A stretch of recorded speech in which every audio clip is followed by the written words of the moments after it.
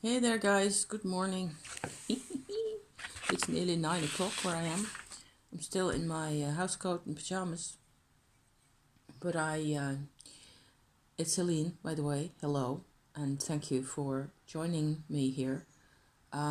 This might be rather an important, to me at least, and yeah, in the context of what I'm going to say, I think it's going to be a fairly important update as to. Okay, so I think I am finding out why the practice of Tummo isn't more widespread, why it hasn't gone all over the world and helped do, a lot of healing work and do a lot of, providing people with energy. One theory that I've had was that people are scared of the energies anyway. Yes, point number one is absolutely that it is kind of frightening to have to live with these energies in your life and the Shakti and Kundalini energies, and they don't take no for an answer. And it's just really, you have to sort of make pacts and contracts with them and be friends with your own energies all across the board, and that is a process, and that's quite tough, and a lot of people are not in a context where they can actually go through that process. So there's that. The other thing that I'm fairly certain about is that the society that we live in, whether we are Westerners like myself and many of you people, or not, the powers that be, the economic powers mainly. I hope you can see me sort of all right. Just got a splitting headache still. So that's why also I'm coming out to talk about things, because that's something I can always do.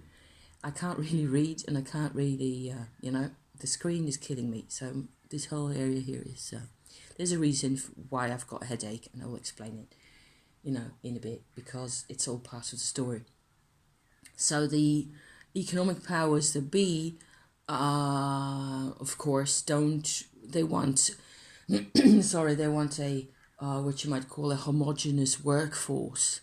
They want people to do what they're told, and they don't want people to, go against the grain and think about things and resent things and walk away or refuse to cooperate and stuff like that, which is what you will get with the developed, Shakti life, really.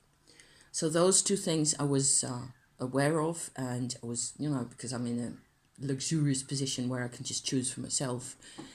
And as long as I make it work with my husband, which is where the crux of the story is going to lie. No, don't worry, we're still together. It's fine, but I have to make it work with my husband, because otherwise I'm in a really I'm in the same position as lots of other people in the world. So as long as I've got things going well with him in my life and with me in his life, we've actually got a chance to work on these things and see what happens. So fast forward to last weekend, I did a big witchy check-in on Monday where I talked about this. It is actually not only possible to do a so-called Shaktipat. There's more on my channel. If you're new here, hi, welcome, and welcome to the weirdness, But this Shaktipat is something you can also Google really easily if you're interested. It is a way of communicating a practitioner's Shakti energy to, from my Shakti, that is, to an apprentice or, student person, to their Shakti. So you're not really influencing, you're not putting your energy into them, or even, even it probably will feel like that for a bit because of resistance and things. But the idea really is crucially that the the students, so to speak, Shakti energy themselves is woken up and made available to the consciousness of the person, right? So, because a lot of the times all this stuff is just really vague and immaterial and insubstantial, and because we don't normally know what Shakti feels like. So, somebody will have to often give you a Shakti part of some sort. They can be fairly mild, they can be pretty intense, it's nearly always more or less the same thing. Where the one person's Shakti invites the other one to make itself known. It's one way of describing it, but it's really a completely non-verbal process. And I don't think there's much sense in trying to describe it in 100 ways, because it will just do itself. It basically does itself. It's a natural process. If you put your mind to it, it will just happen, really. Which is how I found out to do this. I just picked up on it. Same thing with Tummo, really, where it's possible to do a Tummo activation, it turned out. So we did that 10 days ago by now, in the weekend. Also, my husband had a bit of a cold at the time, a bit of a nose cold. During the week that followed the activation, it's the same thing as a Shakti part, really, except it's a bit more specific about Tummo, okay? So I'm not going to go into any details, because then we'll be here all day. So, yeah, sorry, I had to do a bit of coughing there to just, clear the tubes. In the week that followed, my husband was doing quite well, quickly, with respect to his cold. Also on the work floor, he was doing really well. He got a lot of stuff done. He was quite pleased with himself. And so our conclusion, after a couple of days of seeing him do his things, was that the Tummo pat, or whatever you want to call it, was a success. I should have known that it wasn't going to be that easy. Oh boy. I really should have known. I kind of knew, I think. Also, yesterday was a full moon, and it had to do with a position in the skies that has to do with my parents' horoscopes. So I was sort of wary beforehand already that this full moon might be problematic for me, not necessarily for my husband as much, but for me, yes. And on Monday last, so this whole thing happened 10 days ago. Last week was fine. Monday last, I noticed when he came home after a long day's work, because he had to do stuff in the evening as well, and he gets here by like 7:30, 8 o'clock in the evening. So after having had something to eat at the office, really, he got back here, and I noticed sort of the certain, aloofness or a mood about him that's not how he normally looks. This stuff does happen to him. He does occasionally have moments where it's just all too much, and the work is just too much, and he gets kind of distant, and it's a really familiar phenomenon, isn't it, for people who have to, do what he does anyway. And yeah, also between men and women, it just tends to be difficult with the expectations and all the rest of it. So, what did we do exactly? We watched a bit of telly, we had a cup of cocoa, and we went to bed and read in bed a bit and went to sleep. Everything seemed completely normal. The next day, I wasn't feeling too grand about this, also because in the early hours, like 4 o'clock or so in the morning, we had a bit of a conversation where he was apparently struggling with some old issues. He's got a couple of, so he's a womb twin survivor. That's a big pattern in his life, and he's got a really strange sort of a karmic pattern in his family line, going back through the generations a few times at least, where it seems like there's sort of soul connection between himself and a little child that was born a century ago. Um, Strange things, you know, really strange and very emotional things that have expressed themselves early this year in 2021, in January, February. That was something we found out together, and he just came up with these things, and it was really, you know, strange and difficult. It's like having a soul retrieval where the other part that you're finding is actually, or used to be at some point, a family member.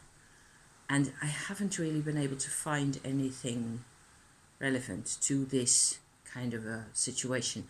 It isn't as uncommon as I thought it was, I think. And I will have to go into it again, and we will, you know, together. Anyway, there's a couple of those types of things that are really emotional and hard to get at the same time. And some of it was bothering him. He was just trying to get at some of these energies, and they were fighting back in a way. So, but he was still kind of in this unapproachable mode somehow. And I wasn't too worried, also because we both slept, so we were fairly relaxed at that point, and the conversation was completely fine. So by the time he got home again at the end of the afternoon, we'd had dinner, done the dishes, and we'd gone for a walk, because there's mushrooms all over the village at the moment, over the town. So we'll always go and have a look at the amanitas or whatever. I went, you know, I was walking at his side, and there was a point where I just felt like it's like I'm not getting any air, you know, and it was fairly busy out in the streets. There's also around the time, say between 6:30 to 8 or so, it tends to get really busy because people are going places at that time after dinner.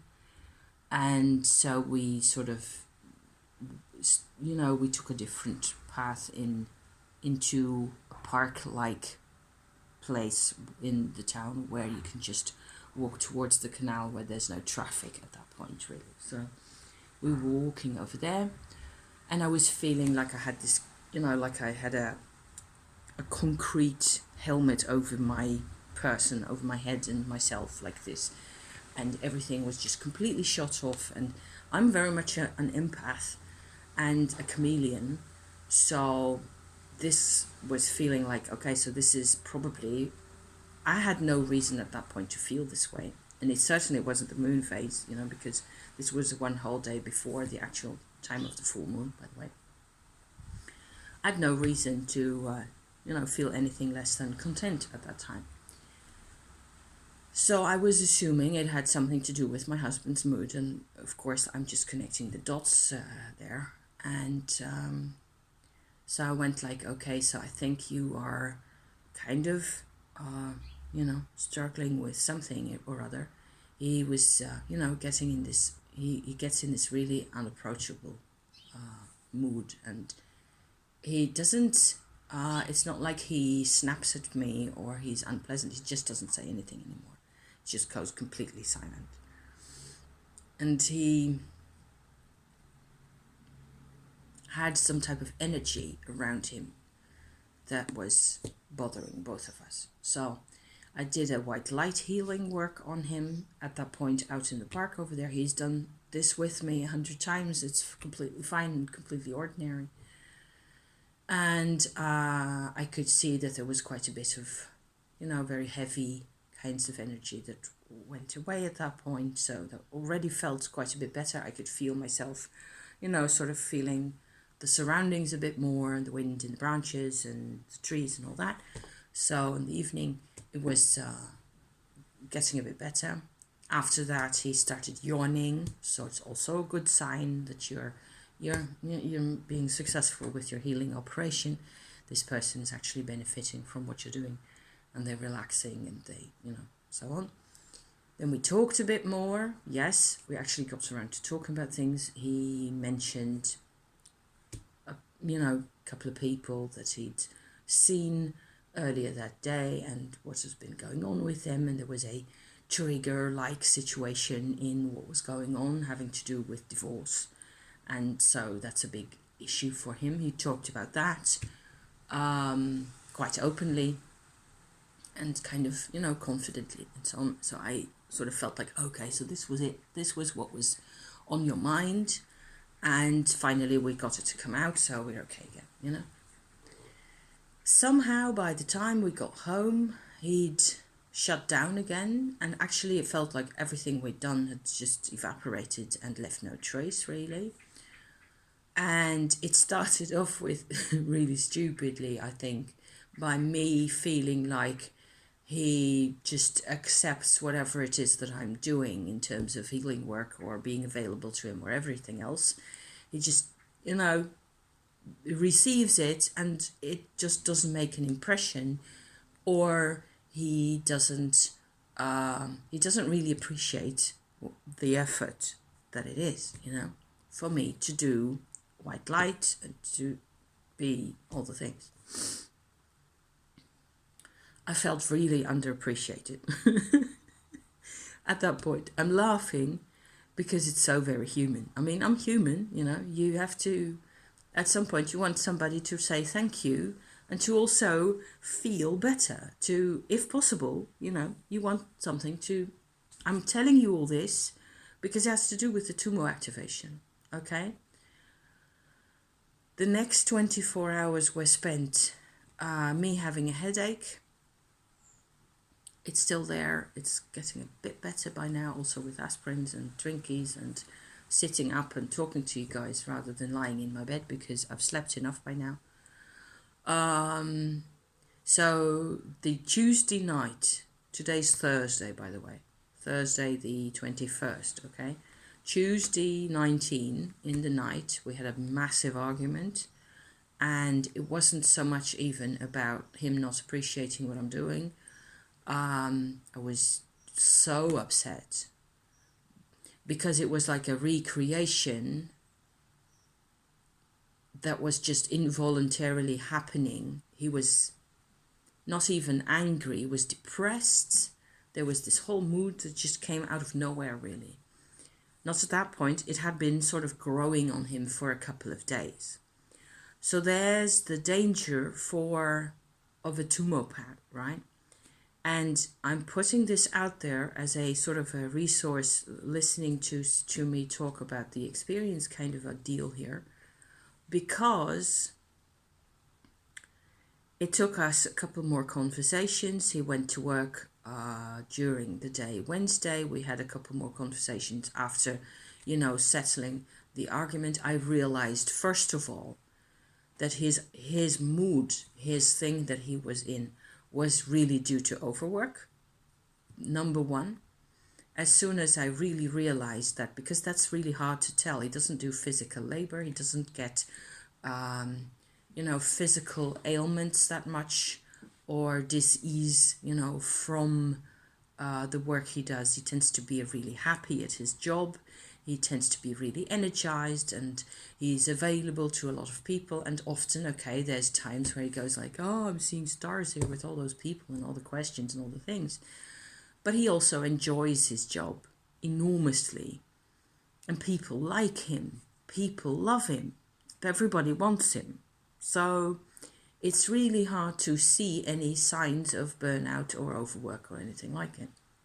But I was realizing at that point, okay, the way you're reacting now in the argument and just after, this is just overwork. You have overdone it. You have just completely overshot the mark here with yourself. And somewhere along the line, I noticed that there was just a sort of a black hole in his energy system at the time, not outside of him, but inside. So I couldn't do anything about that with white light or anything else, really.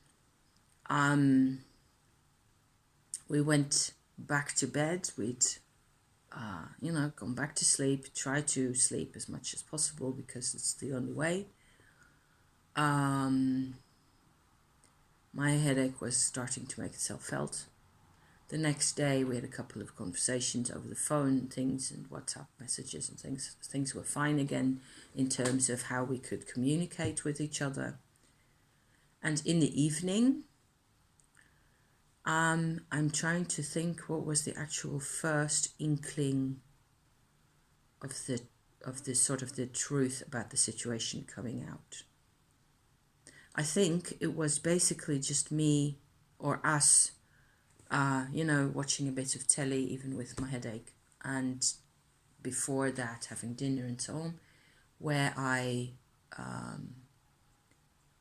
sort of got an inkling, also on the basis of what he'd been saying himself, that there is this thing happening at Tummo activation, and it's a very specific, fairly new, I think, idea. So I'm going to describe it for you. How much time I'm in? 20. Okay. I don't want to be here forever, You don't want to be here forever. What happened is that the Tummo activation not only activated his dantian, his underbelly dantian, that is, and its physical counterparts, it activated a psychological layer or part of him. It gave energy unwillingly to that part of him which he doesn't really know enough about. I don't really know enough about. A part of himself that he's always been hiding. Okay? Hiding. It's been camouflaged, it's been covered over, it's been latent. There's other words that you could use, It's been beneath the surface, and as long as the Tummo didn't happen to him, it stayed in a particular configuration where at the top here is his normal everyday human consciousness with its variants of workplace consciousness, relationship consciousness, family consciousness, whatever, holiday period, holiday times consciousness, enjoying himself consciousness, you name it, different types of structures that are in his awareness, which are fine. Not all of those have always been conscious. Some of those layers of him, he's definitely learned in the past 34 years, and certainly since becoming aware of his vanished twin system in his life, and a couple of other things, he's become much more aware of being able to enjoy life, for example. Before that, he used to be, well, not a robot, but much more of a going through the motions automatically type of guy, because there was a lot of grief and sadness involved in the twin loss, and he had to go through that and experience some of that properly and feel it. A lot of this has happened in his mum's womb. So it's the strange thing is the grief is actually just still there, and if you just touch that grief really, gently like that, it will come gushing out still, but he over that the fact that he's a womb twin survivor revealed itself to us in 2017. By now we're in 2021. So we've had 4 years to get used to the idea, to know some of the emotions that have to do with all this, and some of it's been really tough, and some of it's also on my channel. There's a Lost Twin Life playlist that I will probably stick this video in as well, because those are descriptions of what we've encountered during those years. Okay, so. He's gained a lot of freedom through this whole therapeutic process. We've had to do this ourselves together, okay? I've been there watching over him, holding his hand when it was all a bit too much for him. And he's just had to grow out of a lot of things and take with him, and become larger, become broader, become a person who can actually live with all this. So over the past of, all of 2021, especially since the, what you call that, family karma kind of a deal happening in January, since that time, there's been a lot of improvement. He's been more at ease, more relaxed, having a lot more fun, laughing more, joking more. I mean, he's he's such a nice guy. What can I say? I love him. He's my world. So apparently there's still a layer that was just completely hidden. And what happens is that there is like this defense mechanism between the two parts, between the conscious awareness that is, doing all the things in his life that are needed and that he wants to do, and that are part of him, part of his person. There's this subconscious subliminal area where there's things going on, and there's a sort of a guardian spirit part of himself. It's not a separate spirit. I'm just describing it as a guardian spirit, okay?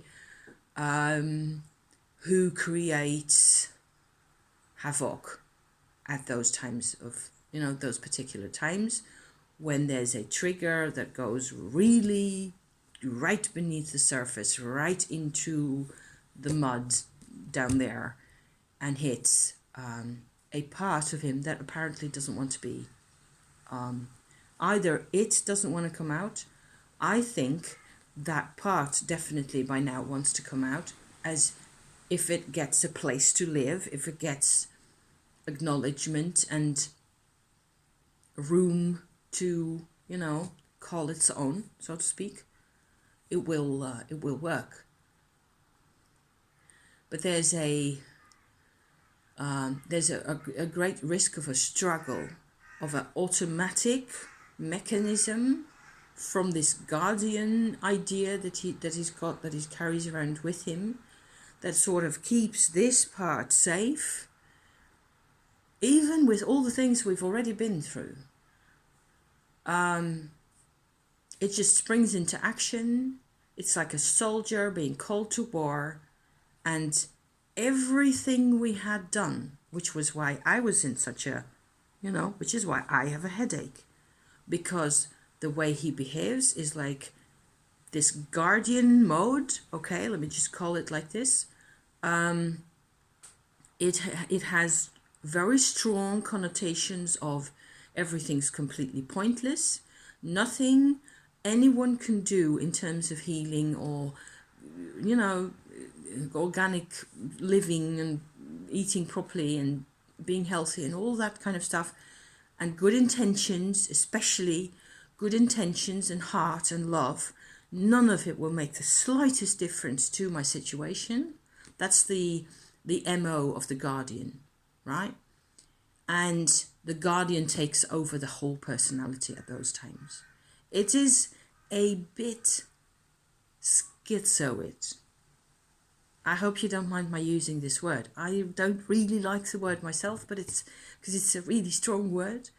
But yeah, it's schizoid in the sense that there's a split happening three ways, really.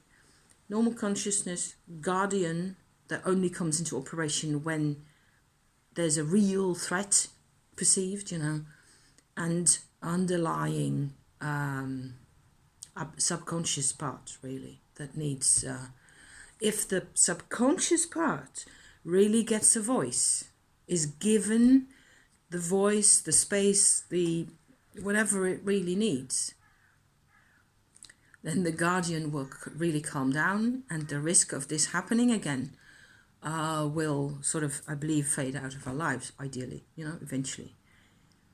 And for myself, it has been like, when I'm in this, seeing this guardian person instead of my husband, I am reduced to the position I was in when I was 2 years old with my parents. okay, where everything's hopeless. Nothing anybody ever can do is going to make the slightest real difference, whether you care or not, whether you love them or not, whether you want to connect with them or not. This is me at 2 years old. It's very simple. Because I depended on them for my survival, this is a very threatening type situation for me. I experienced this as being cast out of my home into the street with no means of survival for myself, and I'm utterly dependent on them, and I have no, their guardian thing becomes my truth again, which is the last thing I can deal with, I'm telling you. Because not after all we've been through. It also, in the present time, it really reduces everything I do to mere hobby and mere, the Tummo doesn't really exist. Thank you. This is not nice behavior, and he can't help it. So this is why I'm explaining this at length. I just hope to God that somebody out there can actually benefit from seeing the analysis, And so coming back to the Tummo thing, what with him, we watched the end of the Harry Potter Prisoner of Azkaban movie on the telly. We turned it off. He went into his bath and he spent some time watching, I don't know what, animation videos in the bath, enjoying himself. And then during the night, sometime he just got out of bed again and started writing again. He's a poet. He's a creative writer. He wrote a really nice piece because I said to him, try to imagine puppets for each of these 3 people and put clothes on them, just as an exercise to identify each and every one and see the difference between the 3 different, sides of yourself, really. And then if you know who they are, the parts that needs to be part of your life that creates all this havoc indirectly, can get a place to live in your life. So he got the idea immediately, and he also said, well, I need a 4th character in this story because my poet self is definitely going to be in there. So I was completely in agreement with that, of course. And his poem that he wrote during the night actually shows like a sort of a discussion between maybe 2 or 3, I'm not completely sure, of those sides of himself. And he managed already to sort of accept the facts that they're there, okay? That's enough often, I think, because it isn't really all that complicated. It's just because there's a lot of old resistance between those layers inside of us, some of which are conscious and others aren't, and we're afraid that if we just let this one speak, everything, we're not even aware of what it is that we're afraid of often. And it will just all fall apart and whatever else, long before there has been the slightest indication of this one actually opening its mouth. Or if you go to that person and talk to your inner child, which is what I believe it is, what else would it be really? It's not an archdemon.